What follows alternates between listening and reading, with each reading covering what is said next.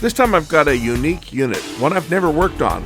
I've seen them before, I've just never seen one for repair, and now I know why, because these things are not worth fixing. This is a Karaoke machine. It's got a little black and white TV in it and a DVD player and AV inputs and outputs on the back, microphone input, echo, pitch changed a whole bit. It's not working. And again, these things aren't worth fixing, but we're going to attempt to fix this one. Let's check it out. One of my viewers that actually had that Sony VCR, he brought me this to take a look at. It says the DVD player doesn't work. He picked this up somewhere. Thought it would be kind of cool. Thought it might like to show it off. Looks brand new. Looks like it's never even been opened. Like everything's all still wrapped up. Remote control, microphone. No, we won't be doing karaoke today. Let's just take a look at the little unit itself. It's a little black and white TV with a DVD player apparently, and an amplifier and everything, and the karaoke microphone plugs into it.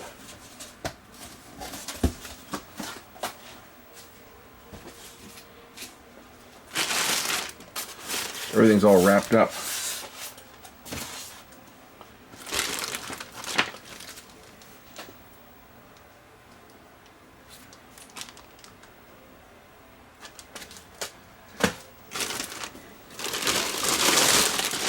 Looks like it's got a tuner in it as well, because I see an antenna on the back.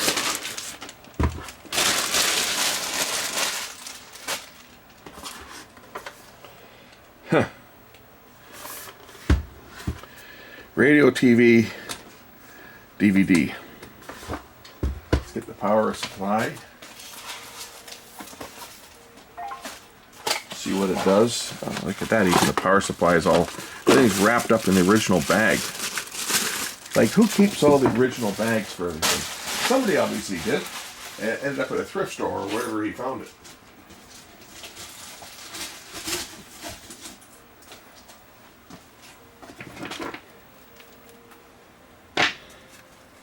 Come on, really? Like, it's like the cord's never been undone. This one's been undone, but it's like the DC side of this, it's like it's never been undone.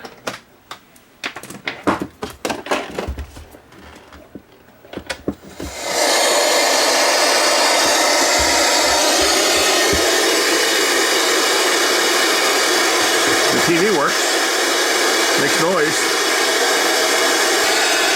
Volume. Okay, let's get rid of that noise. Function. Radio.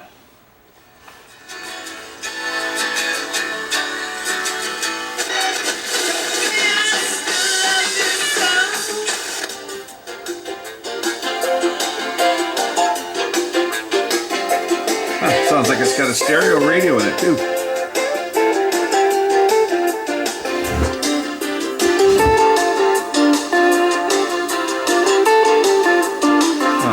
Down switch on the side, FM mono, FM stereo.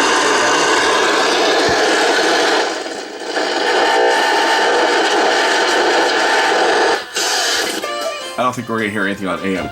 The plasma TV next to me is going to make too much noise. We go to TV.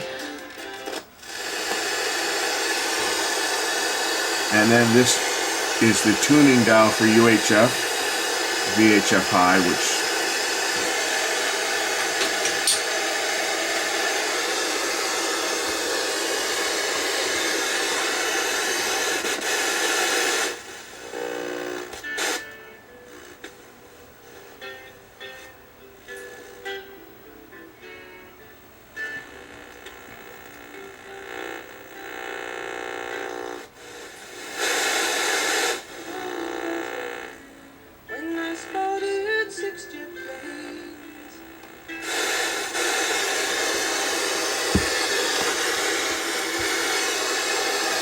Joni Mitchell concerts playing. It was the hexagram of the heavens.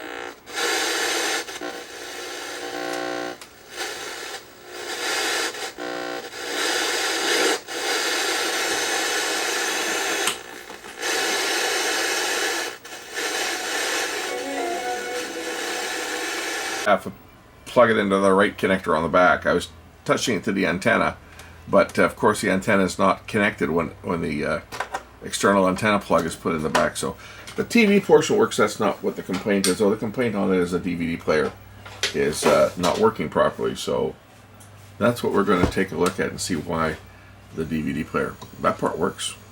It says read. Is there a disc in it?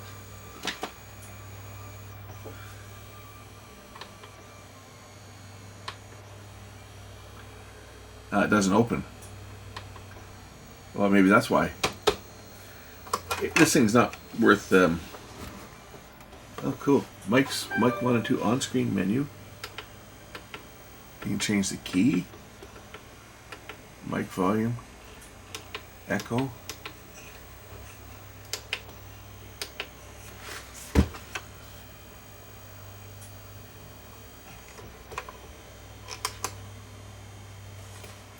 Got a nice sharp picture, that's for sure. And on the back, I'm sure there's it's got video inputs on it as well. It's got video out, and now it opened. It's got video out, audio out on the back, and DVD or game port TV. So if you switch it to that, it would become a video input that you could feed a video signal in, such as from my color bar generator.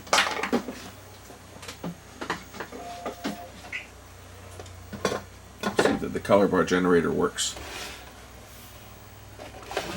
which it does. But the DVD player is not working. Let's see if we can make that work. So we know the TV works, the monitor works, the radio works. We'll just see if we can get the DVD player. I'm sure it's a belt. So this should be an interesting one anyway. This was kind of like a bonus. He said, "Hey, you know, maybe your viewers would like to see this thing." I think you guys probably would like to see this. So let me grab my mat for this. I don't want to scratch it because it's in really good shape. And we'll rip this thing apart and see if we can find a belt for it. Because it's either going to be a belt or a cracked gear. One of the two. Could be a cracked gear that's shrunk on the motor shaft and cracked. Never been into one of these things before, but we're going to get into it right now. Unbelievable. You can put batteries in this thing too. How cool is that? Although, like today, you'd never use it for a TV because there's not been any broadcasts in eons. It was what, 2009, I think, when they 2008 or 2000. I forget when they shut all the broadcasts down here. It's been forever. I still have analog signals here because I generate them in-house, and they come from various sources: DVD players, Raspberry Pis, my cable boxes, my security cameras. That's where I generate my time signal, for example. This one here, that little CRT. I don't know how much longer that's going to work because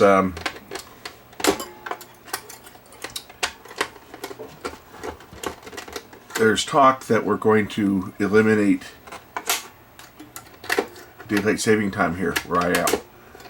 And of course all these clocks that set themselves automatically, I guess the cell phones, maybe it will, because it's set off the cellular time, so it probably will be okay because the cellular time won't be changing. It'll be locked in. At least it should. They should correct that, I would think.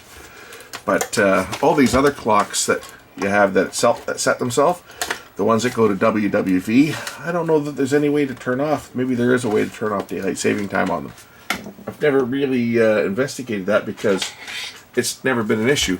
Daylight saving time has been around as long as I've been around, so it's never been something I've ever worried about before. I know I do have a couple of clocks that I bought. Well, I got one that I bought, and it's at least 20, maybe 25 years old. I forget when I bought it. It was it's probably 25 years old or more, maybe 30 years old. I had to stop using it because it was based on the original daylight saving time schedule, and then the U.S. government decided we're going to change the dates that we move daylight saving time forward and backwards. And of course, this clock was pre-programmed with a calendar that goes to like 2073. And it changes its time based on the original schedule, not the new one. So for a couple weeks a year, it's the wrong time in both the spring and the fall. And there's no way to change it. And it was only a couple of years old when this happened. I was kind of choked because it was nice. It had a stereo radio and everything on it, and it would display the date and the day and the year and the time.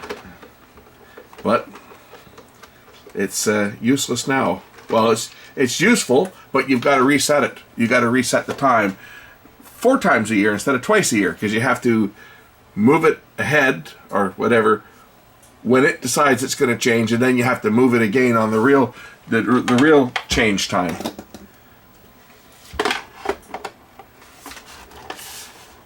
Don't make these screws easy to get to, do they? Oh, that's the radio antenna. That's probably why the TV wasn't working when I was putting the coax up against here. The TV wasn't working very well because, well, I was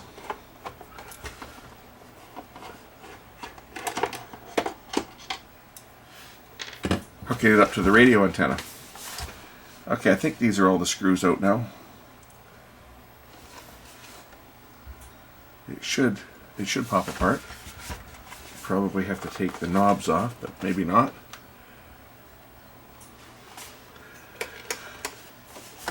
Got another story to tell you too. This is a warning for YouTube creators. I got an email this morning that came in, and it came into my account that is the one that shows up on my homepage, my email. That's not the email that I communicate with YouTube with. I communicate with YouTube with a completely different email. So that was red flag number 1.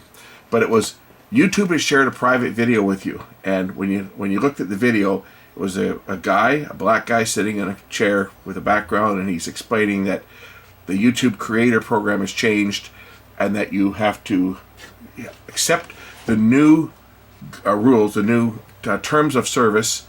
And he said, he went on to say that in your creator studio, you'll have to accept the new monetization terms, and that there's a document that you need to review. And he says it's in the body of the message. So when I look at it, there's a link. Now I don't open links, but I examined it, and it pointed to a file that had a Microsoft, an MSI extension. And I'm thinking, okay, this has got virus written all over it. So of course I did not open it or download it. I just trashed it. But that's a warning for YouTube creators that their scammers are trying to get into your computer, trying to get into your account. So beware. There's the back off of this one. And somewhere in here there's going to be a plug, I'm sure, that I have to undo. Oh, it's not. I have to actually unsolder a wire for the radio antenna. FM antenna right there. Okay, that one's off. And there's also wires for the battery terminal, which are not on a plug. They're actually soldered right down to the board. Isn't that nice? How cheap can they make things? Pretty darn cheap, actually. Like, I mean, I've seen cheap stuff before, but really? Just sticking the circuit board. What are they doing? Oh, they've got it.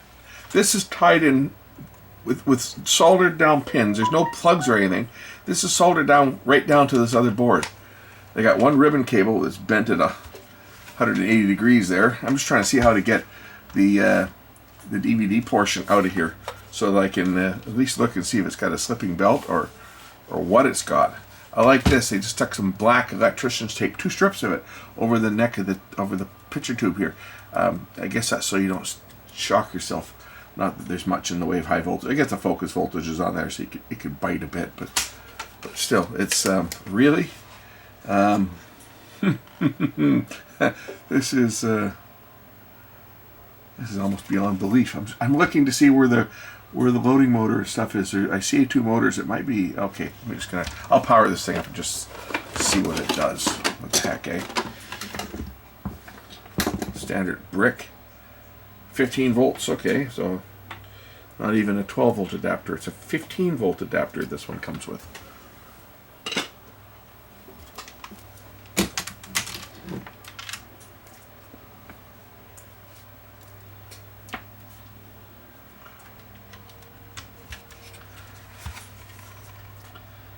Power on.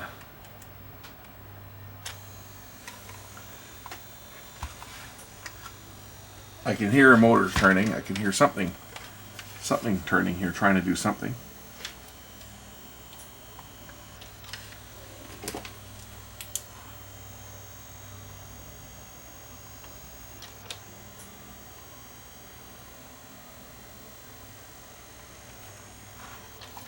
I have a sneaking suspicion there's a belt in here. And, oh, there's not. Okay, that one's direct drive. There might be a belt in here. I see, I'm looking to see how many motors. I can see 1 motor there. Obviously that one's a spindle motor. There's got to be a 3rd motor in here. I can see a gear-driven motor that drives a laser. It's a Sony pickup, by the way. There's got to be one to open and close the drawer, and it's probably near the front.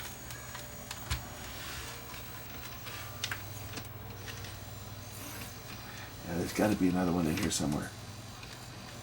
And it's going to have a belt slipping on it, guaranteed. I just got to get to it, that's all.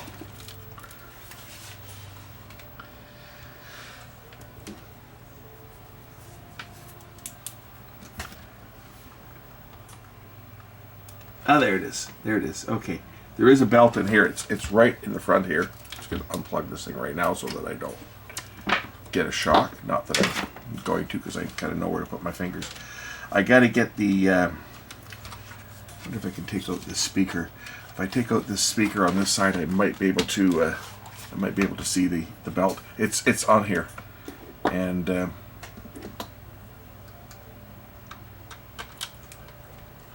I take the speaker out, maybe I can reach it.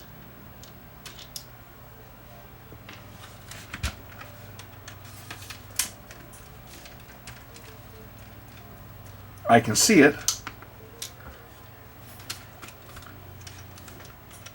Oh.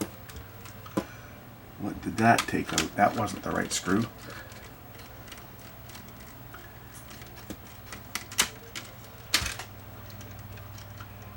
That was the right screw there. Alright, there was another screw that was holding something else on. I'll just put it back in. Belt is right under here. Well, at least the speakers plug in. You can remove the speakers. Okay.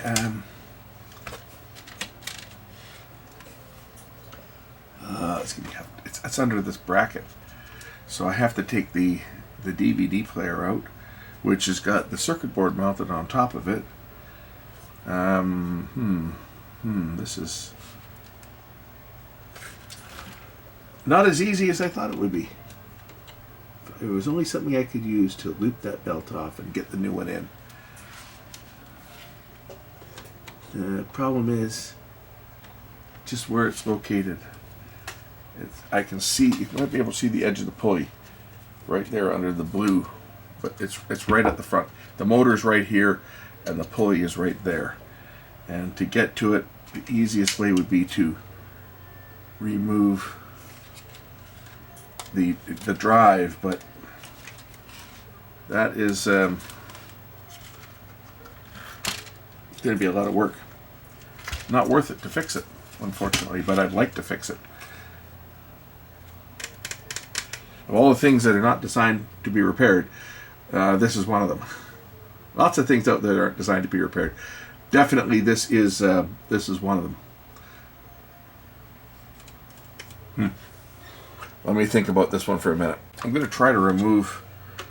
I took off the left speaker, which has got the radio board attached to it. I'm just trying to remove the screws that hold this main board on and see if I can at least get enough clearance that I can get the bracket apart for the DVD player so I can try to slip a new belt on. Other options would be to put some rosin onto the belt itself to increase its stickiness if it's slipping. I don't think the belt is broken. Well, it's not broken. It's slipping. But I don't think it's gone all rubbery, right? I think it's just from disuse. It's kind of gotten a bit slippery, but we might be able to, by lifting out the circuit board here a bit, you see what I'm trying to get to, lift this board out and give myself enough room to get this bracket apart on top of the CD player, the DVD player. If I can get the screws out on the bracket, I should be able to lift the bracket off, and then I may be able to reach the belt. That's the idea anyway. There, the screws there. If I can get in there and take those screws out, I might be able to slip that belt off. I mean, this is obviously one I'm not making any money on. This one. This is now kind of a challenge, just to see if I can save this piece of sheet. So there's one screw. If I can get the other one out on this side, over here, I might be able to slip that bracket out, and that's the whole idea. If I can do this without having to disassemble too much.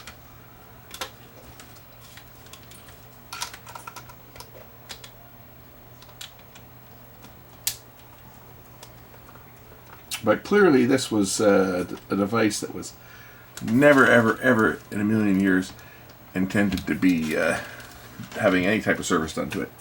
This was a device that, when it breaks, you toss it away. Okay, now I can see the belt. Can you guys see it? Tip the set over a bit. You can probably see the belt right here. So now I might be able to loop that belt off and put a new one on. It's not super loose.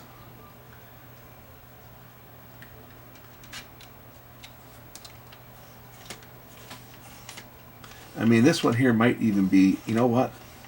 I'm going to try something. I'm just going to throw some rosin. I can get some rosin on the end of this, and we'll put it on the belt, and we'll because rosin, like this stuff, right? It will make the belt more grippy. So I'll just take some rosin, put it on the end of my pick, and we'll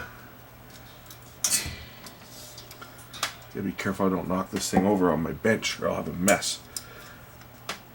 We'll get the light in there so I can see what I'm doing, and get it onto the belt here and see whether that will make the belt sticky enough. Because this stuff, when it dries, it's very, very sticky.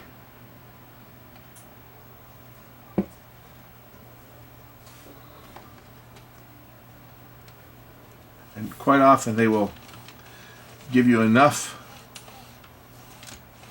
grip on the belt and the pulleys to allow it to open and close.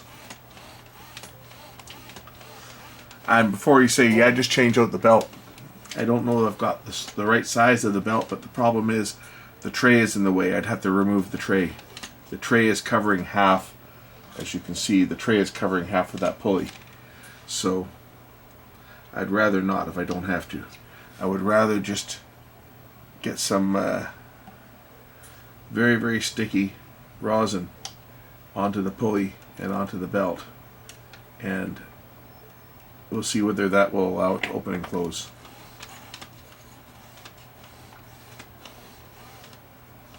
Okay, I got some anti-slip compound, aka liquid rosin, onto the belt. So put the bracket back in here and try this out and see whether this thing will load and open and close.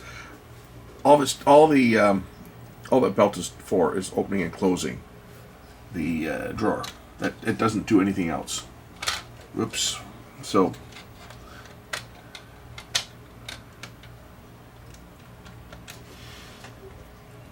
and if it doesn't, well, you know what needs to be done. It needs to have a belt replaced. But you can see how much of a job it is. It's just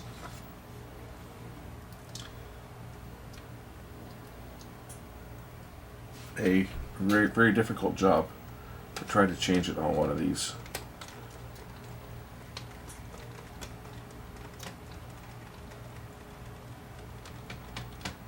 Now, have I used rosin before on belts? Yeah, on my own equipment. I've done it lots of times. On something that I have no intention of fixing, I just want to make it work, I've done it a few times, and it's lasted for years.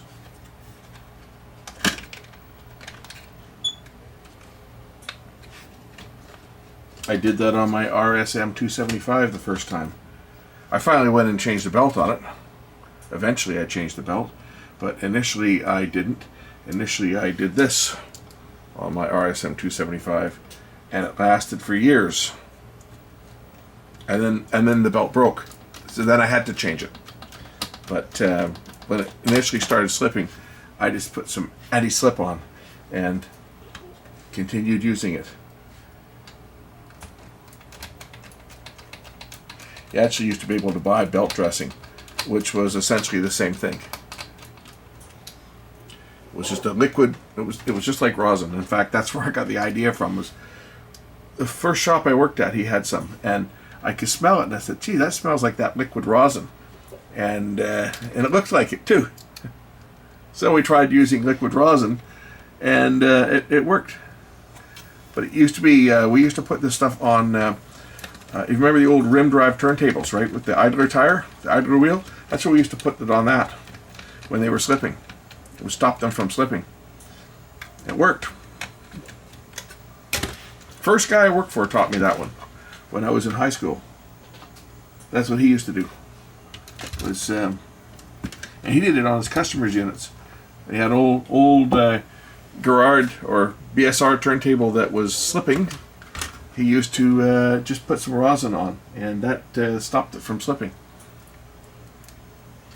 Probably had to do it every year. I'm sure the same turntable probably came back every year at Christmas time when people wanted to play their Christmas records, and he would just lift the platter off, give it another coating, and put it back together.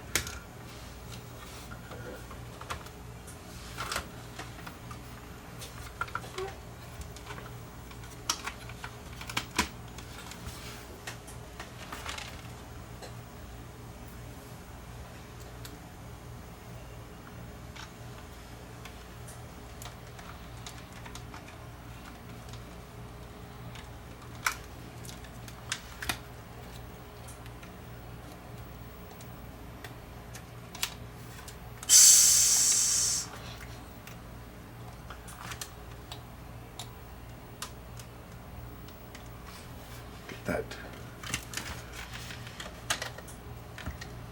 tube reconnected.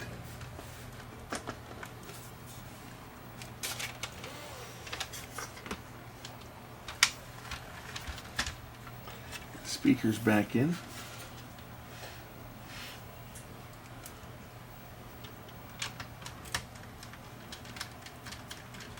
Get a kick out of all the black tape that's just being used to hold things in place like wires. Black tape and hot snot.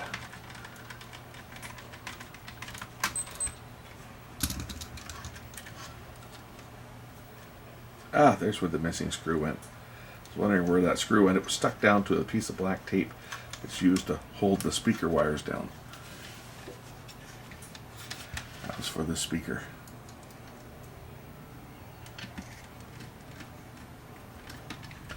All right, moment of truth. So we plug it in and see if it works. See if it opens and plays.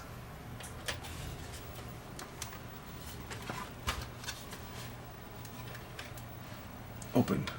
Oh, might have it help it in the right mode. Like that. It opens. Let's throw a disc in.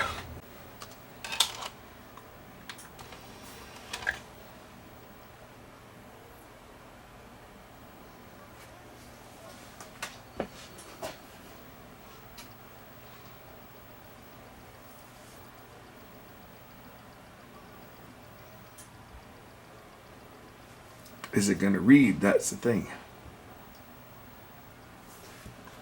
Is it spinning?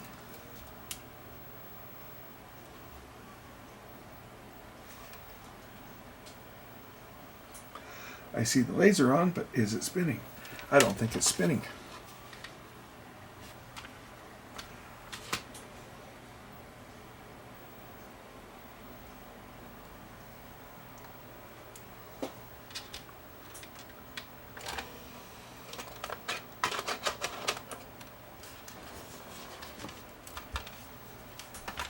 I saw the laser come on.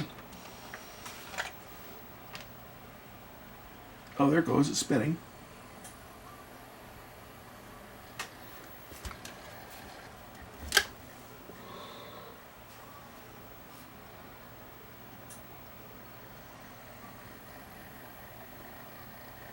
Let's play. Oh, look.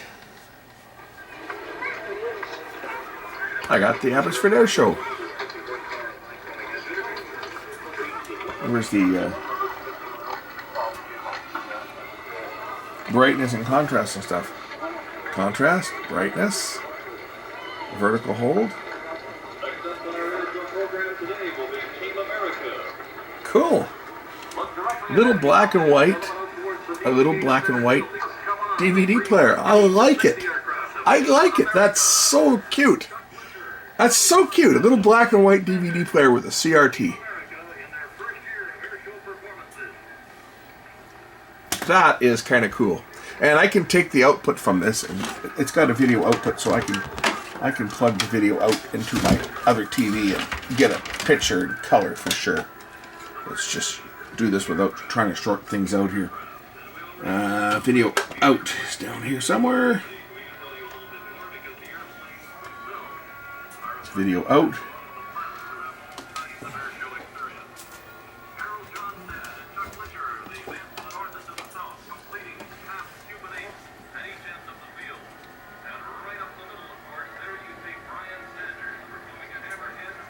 And obviously it's in color. And of course the audio outputs on it would obviously go to your other sound system. But yeah, I'll show you the picture off the other monitor. So it's just a regular DVD player. You can play it on a regular TV or watch it on the little monitor. But that's kind of cool.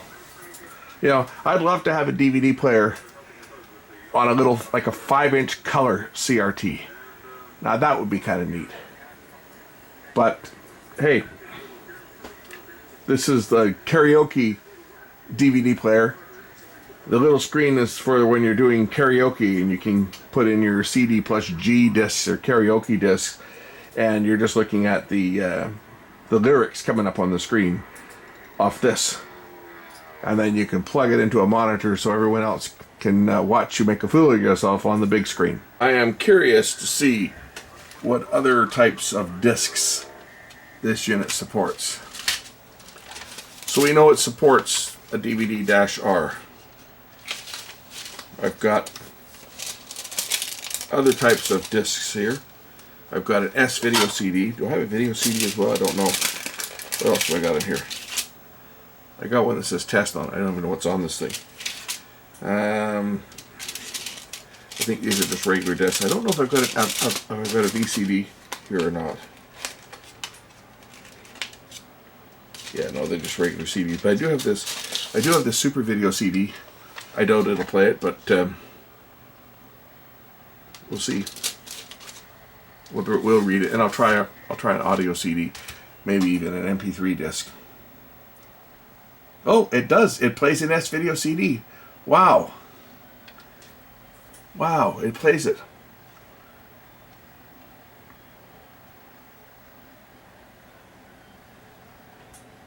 Well, isn't that kind of cool?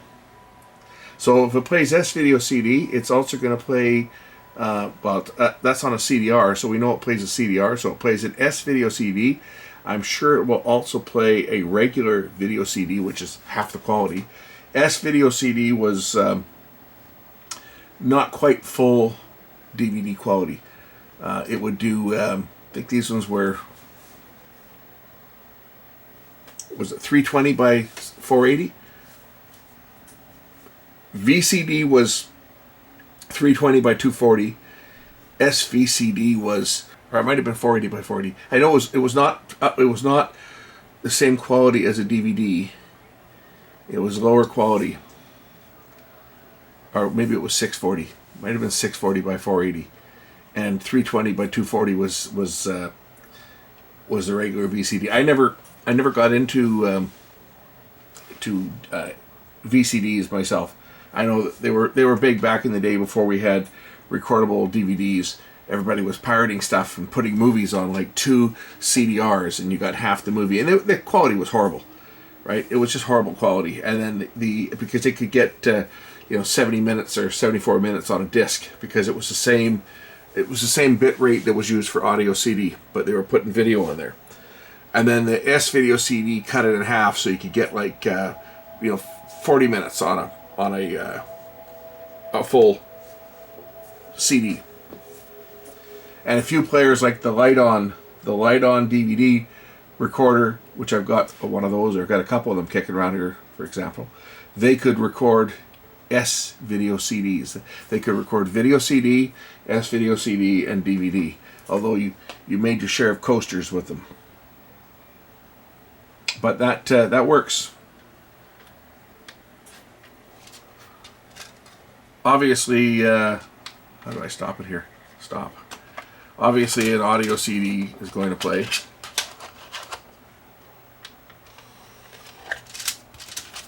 I don't know what I've got on this one that says test. I must have something on there.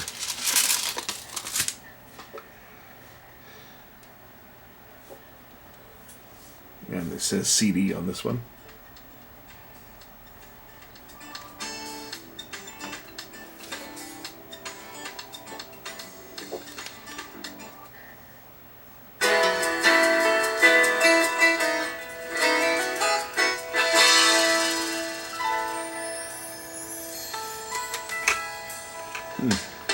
Let's change the key.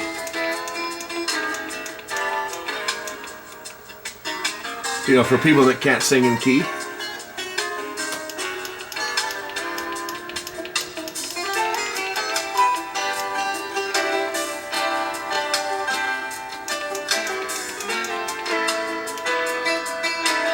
Oh, echo. Microphone volume. Echo. Do I dare plug a microphone into this thing?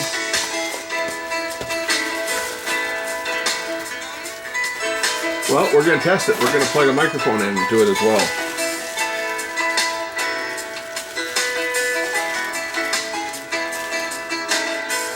Microphone's never been opened. The bag is still sealed.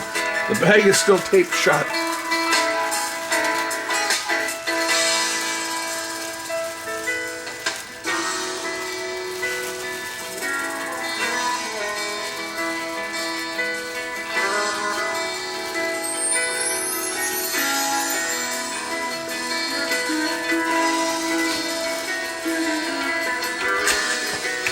Check. Check. How do we do the mic volume on this thing? Check. Oh, there it is. Check.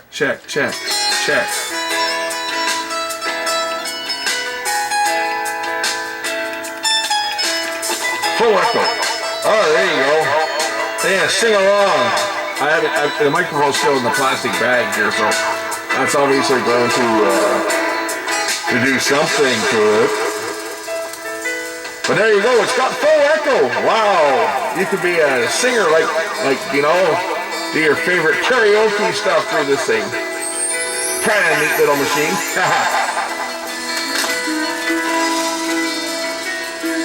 I'm sure if you stop it, you can plug the microphone in and go full echo mode. I'm sure if I took the microphone out of this plastic bag, it probably would work a bit better. But I'm trying to keep it looking like new, because literally it is like new. Okay, enough of this nonsense. This thing is working, so I'm going to throw it together, and then we'll do another test once I get it all back together. Now, if you're asking me, is this one of the most ridiculous things I've ever seen? I would have to say probably it's up there.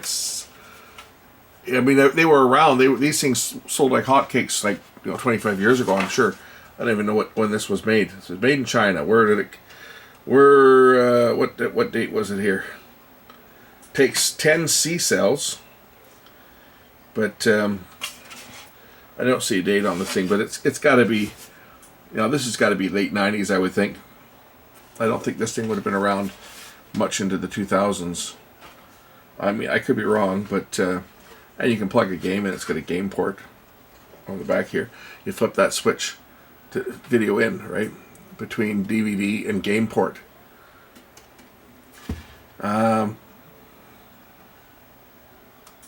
had a website, so it must have been, you know, it must have been late 90s or maybe very early 2000s when they were still making little black and white CRTs. I don't know what year they stopped making those things, but it was long before the transition to digital TV, that's for sure. Gotta solder the wires back down here for the batteries. Not that anybody's ever going to use it, but you never know. Maybe it will get used on batteries. Maybe the fellow that owns it's going to do karaoke with his kids. You can find some old karaoke discs, CDG, which stands for CD plus graphics. That's what they did the karaoke stuff with, CD plus G. Gotta get this wire in here and solder it on.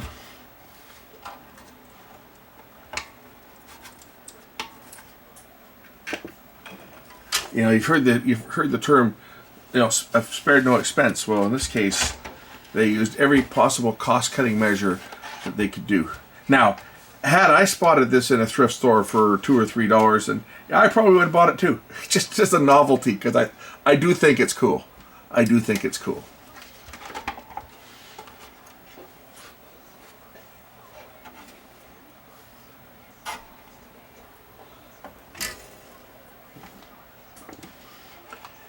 And had it had a color CRT on it, then it would be super cool. But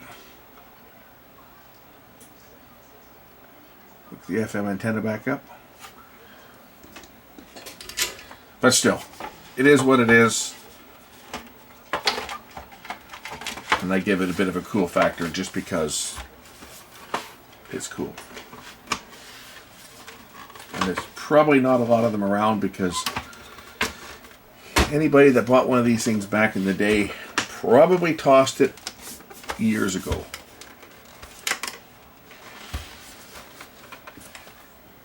And I would bet that this unit here has virtually no hours on it.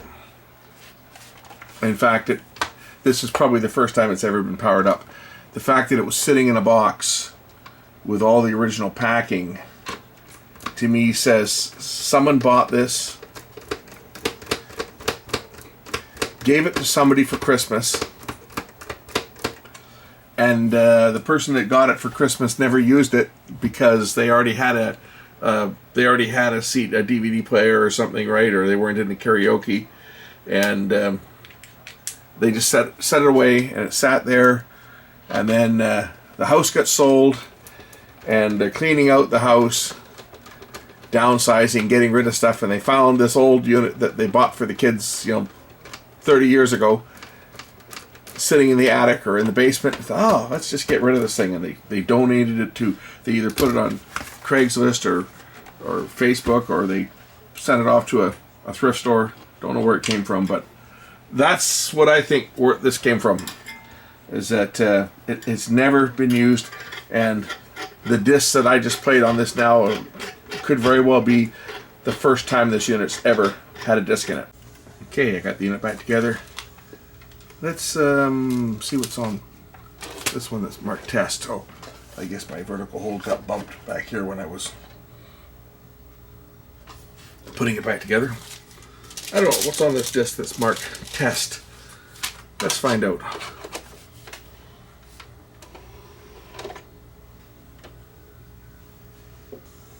Oh, this was recorded on my little Sony DVD encoder burner.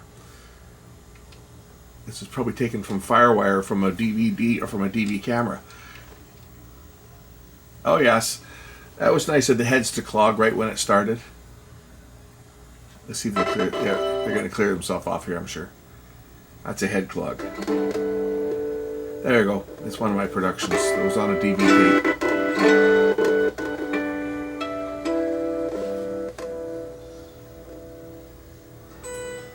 This was shot with a DSLR. This was one of my first time lapse I tried doing about, I don't know, I think it was 2014 maybe. I went to Alberta and Montana and the Icefields Highway between Jasper and Banff, and set up a tripod with my DSLR with a interpolometer on it, and it was taking one photo. This is Kamloops here where I shot this one. I remember that. This is Kamloops. This is out in front of my motel. That's a fisheye lens that's on there.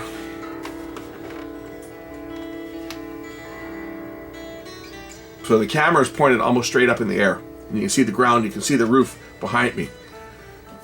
And this is, now we're going through the mountains. But this was set up, and it was just all time lapse, and I would sit there for an hour and take a photo every 5 seconds for like an hour. And then when the photos are all put together and stitched together, that's Valemount, BC. The sign says Valemount right there. There should be some shots of Jasper coming up here next. The town that burned to the ground, or a lot of it burned to the ground. I went through there last summer actually and got some pictures. I haven't shared them yet, but I got some pictures and video of what remains of the town of Jasper. It was like it was just devastating. The fire went through. There's Jasper here, and some of these buildings are gone now. Some of them are still remaining. It was like it would hit like one block, and then the next block was untouched. It was just surreal to see that. Icefields Highway. But anyway, this was all done. This was all done on a DSLR and rendered out as a 4K, and I guess I rendered it out as a 1080 file as well.